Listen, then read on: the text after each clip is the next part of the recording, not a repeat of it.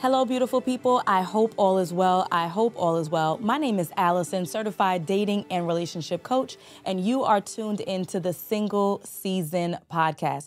On this podcast, we talk all things dating and relationships, and make sure that you listen all the way through to the end so that you can have resources available to you so that you can get your single season in order. Today, we have an amazing guest. Her name is Nika, and she has some questions around how to make sure that we are not undermining our own process while trying to be found by the one, as well as making sure that we don't have too many expectations that are unrealistic that may be stopping us from being found by the one. So welcome, Nika. Thank you so much for being on the show. Hello. Thank you for having me. Of course, of course. So your first question was about people holding themselves back from being in the relationship that they desire. Can you give us a little bit more about that? Yeah, because I know sometimes as women, especially when we start getting older in age, we tend to rush, put certain standards, especially if we've been through certain things. We draw out this long list. He has to look like this, have that.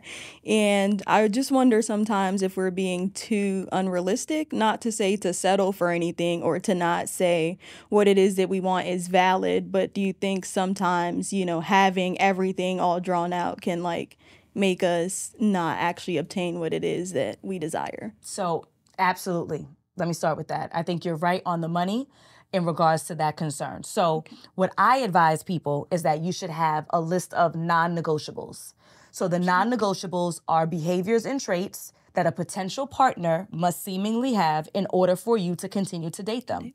So you should have a list. Now, how long that list is tends to be extremely problematic. If you let somebody just create their list on a piece of loose leaf paper, they're going to have the whole list one side, flip it over the other side too. We cannot have that. That's unrealistic. So instead, what I recommend is 6. 1, 2, 3, 4, 5, 6 behaviors or traits that this person must seemingly have in order for you to continue to date them, right? And those things need to come from what your values are and what your goals are.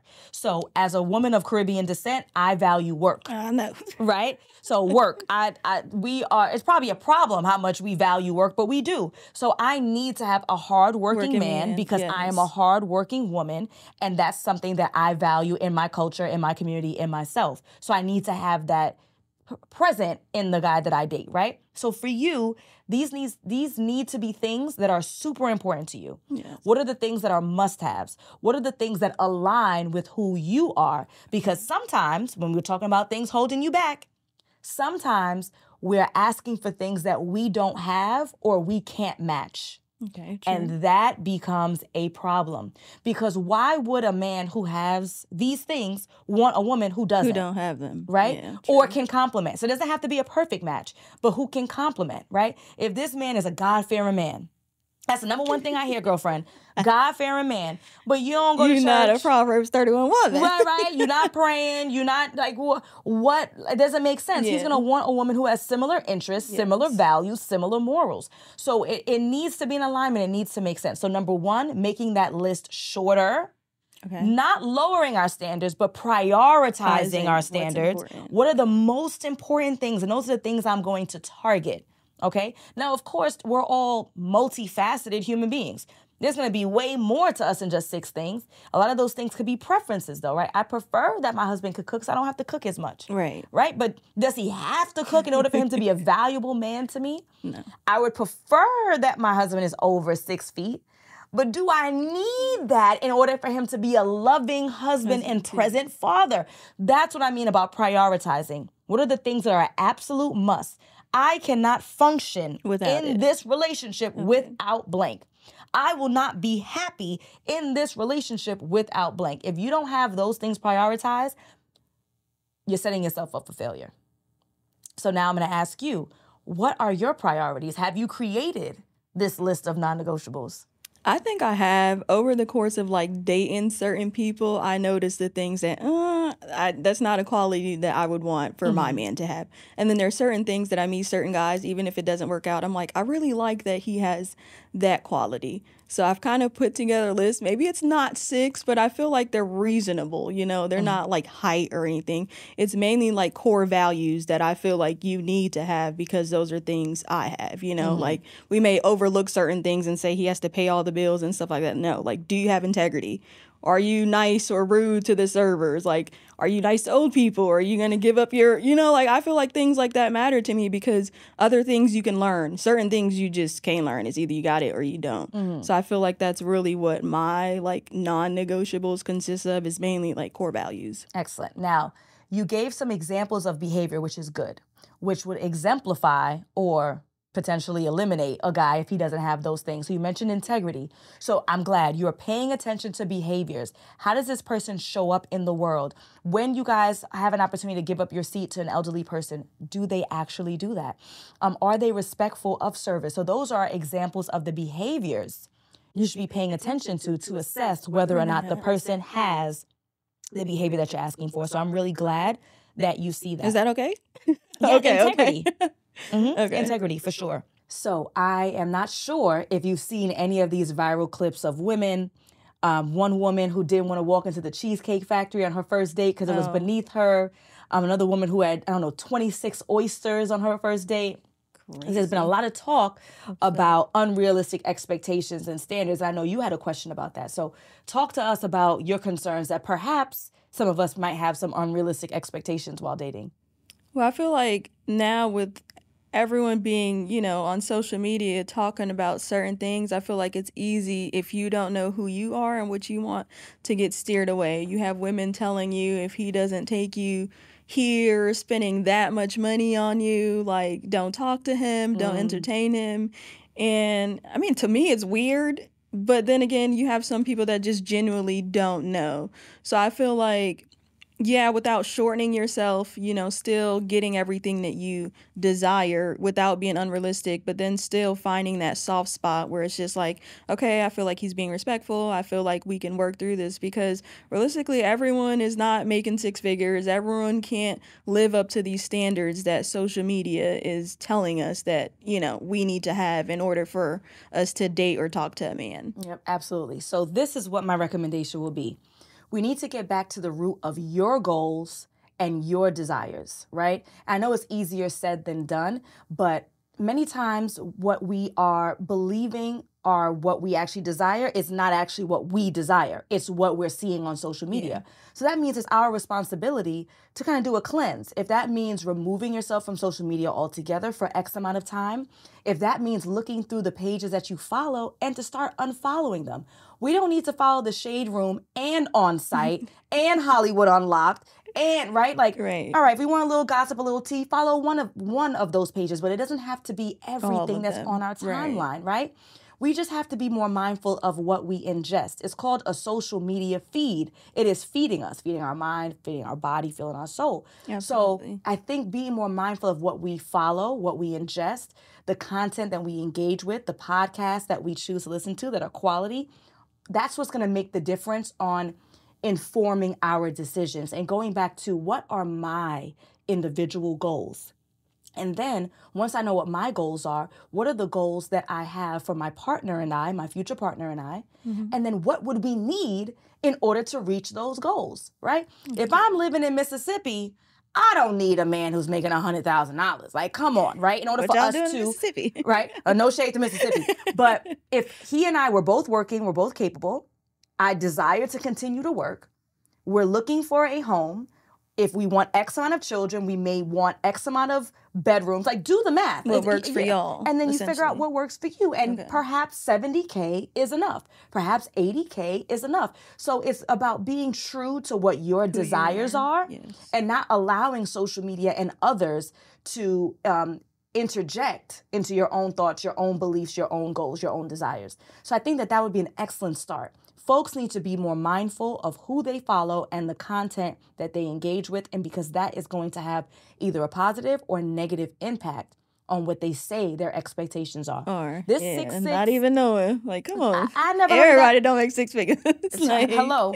Now I'm gonna say if you in New York or LA, child, you might have to find yourself some 6 figures. But my point is, let's go back to location might matter. Location might matter. But let's go back to an original point that we discussed, which is If we are looking for a partner, we need to either have or match what we desire. So are you flipping burgers at McDonald's talking about if he ain't make six figures, then what? And not to say that gentlemen are looking for women, or at least the kind of gentlemen we want are looking for women who make this ton of money and they have to match it, but you have to be a good steward of money. Right? Like I would imagine that a guy who's doing well for himself wants a woman, wants a partner, wants a wife, wants the mother of his children to be a good steward who can manage her own money and theirs as a partnership. So again, being more realistic is about being in tune with what you legitimately want for yourself. Now, if you really do want that six figures for yourself, then fine. There's no shade on that. But is it what you desire, and following up on that? Okay. Because I know, like, I don't feel like a guy has to take you to a certain place, you know, like I ain't saying Ruth Chris on the first date. But then nowadays, I feel like it's being common for guys to ask you to a coffee shop. And I'm like, where is the soft spot between coffee shop is just like, okay, not everyone drinks coffee, you know what I'm saying? It doesn't have to be this super expensive date, but I feel like they're starting to just lowball people nowadays and just saying anything. So I feel like if we know what's a, you know, Cheesecake Factory, I don't think that's a bad spot. Cheesecake you know, Factory, but I mean, like I don't think that's a bad spot. But you know, it's just like you said, finding what works for you. You know, finding and what works not for you. being unrealistic. I think. Yeah, I mean, I've probably spoken about the coffee shop ad nauseum, so I apologize in advance. I'm not crazy about the coffee shop. I think it's low effort. I don't care about the money. Yeah, you know what I'm saying? I don't care about the money. Okay, it's low effort. So I get it. But yeah, I also would not have an expectation of Ruth Chris either. Yeah, but just again, be that's intentional. Me. I think just being intentional. Right, but that's me. And so my expectations and standards doesn't have to be everyone else's. You have to decide for yourself, and allowing it to be your decision and not the pressures of society, the pressures of social media, the pressures of your friends and your family. I think something else that's key that we're missing too is folks, especially women, shutting their mouth. If you don't believe that your friends would approve and you approve, then that's enough. Yeah. Like it doesn't have to be that everyone has to agree and approve with what you. If you like coffee dates because you like coffee, and the real benefit of the coffee dates is you get to escape from something that you potentially may not like.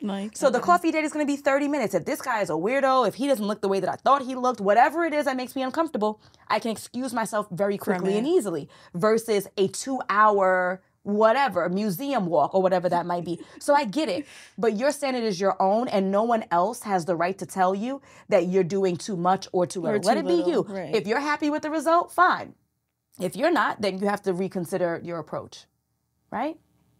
True. Yeah. So I know that you were thinking about asking for single moms, what are some strategies that they should be using to navigate dating more successfully? So first, before we get into that, tell me about you. Have you had any difficulty navigating dating as a single mom? Sorta, kinda. I don't feel like maybe it's just a personal or an internal thing, or we're in our head, you know what I'm saying? Because I feel like most men, after you leave them, they're like, oh, you'll never find anyone to like you with your kids and stuff like that. So sometimes we tend to internalize it.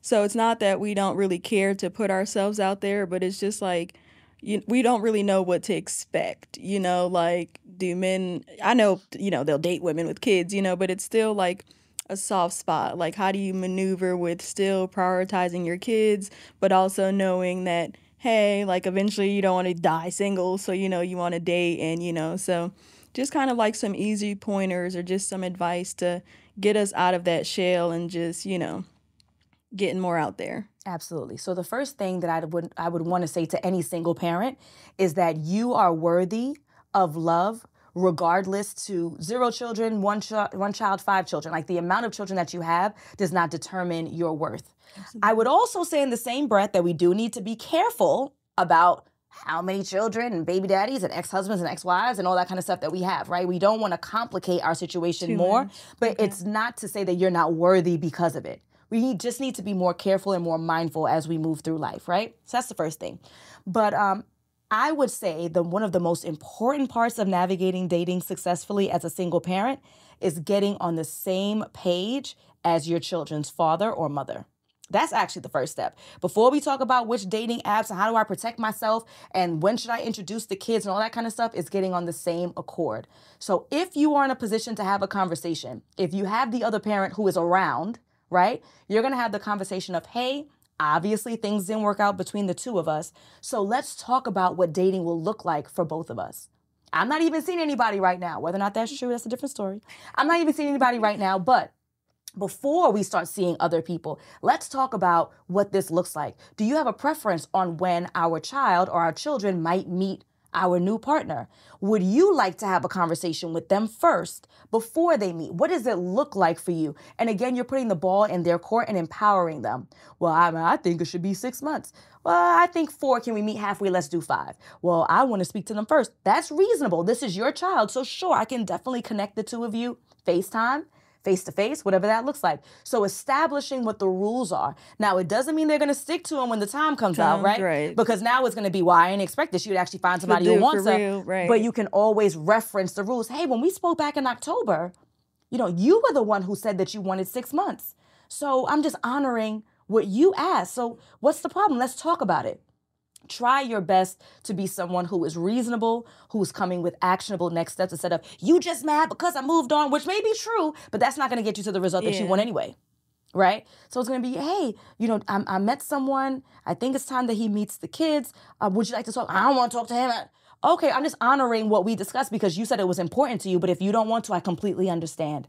That's the end of it. You've done your due diligence. Right. But establishing what the rules are, whether or not the person wants to follow it when it's time, but establishing what the rules are before we do the introductions is going to save that single parent a lot of headache. Okay, so for example, like the women who child's fathers are incarcerated, do you feel like that's a conversation that still needs to be had, even though they're technically like not in the picture? When daddy coming out? Not for a long time. Okay, so it depends on the level of communication. Right. And it depends on what the relationship is like while the other parent is incarcerated. So if there is, if that parent who's incarcerated actually has a relative relationship, meaning that every weekend they get to speak to their child, you're speaking with them, maybe you're sending packages, maybe there's visitation, like if there is some kind of rapport, then I would treat them the same way that I would treat someone who wasn't incarcerated. Minus the visit, minus the FaceTime part, right? Right. Whatever that might look like, whatever's reasonable, distance, whatever, I would still give them the same level of consideration. Okay. If this person is absentee, they don't even have a relationship with the child right now, right? And by absentee, not necessarily by choice, but not having a relationship with the child now, any sort of relationship, even behind bars, then it doesn't really, okay. It might not be something that you want to breach because what? The last time I spoke to you was 3 years ago and now I'm calling you to say, hey, I'm moving on. What's up? By the way. Right. So if we're already in relative, reasonable flow of conversation, then sure. Then yes. If this person is just absolutely not present, then I would treat them just like an absentee dad who lived in Chicago. You absent. So there's no reason for me to tell you the ins and outs. Okay. Make sense? Definitely. So as we wrap up, what is one thing that you are going to walk out of here and implement in your dating and relationship life? I think I'm going to be more intentional about what I want, and just stand on that, and just, hey, this is what I want. These are my non-negotiables. Maybe go over my list again and check off the things that are like, okay, girl, like you'll be okay. If you don't have that, and just pretty much, just be more mindful of what it is that I'm requiring, obviously making sure that I can, provide that as well, and just be an equal for what it is that I'm looking for and, asking of someone else. Nice. So Nika, how can we connect with you, especially if we are a single gentleman in the Atlanta area? How can we connect with you? They exist? They exist. I'm just playing. Okay. Instagram. Pretty much all platforms, Nika Pretty with 5 T's. So that's NIKAPRETTTTT. Is that 5? That's it. 5 T's and then Y. So yeah, pretty much on all platforms is Nika Pretty with 5 T's. And thank you for being our guest. We really appreciate it. Thank you so much for having me, guys. Yes, absolutely. So, folks, I hope that you have your own takeaway. One of the most important ones that I think Nika and I were able to sketch out here is sticking to what your non-negotiables are based on your values and your goals, not social media's and not anyone else's. Again, here's another episode of The Single Season. I hope that you guys have gotten value out of it. I am your host, Alison Wellington. If you are interested in working with me, go ahead to my website, alignwithallison.com, to book your consultation. Peace.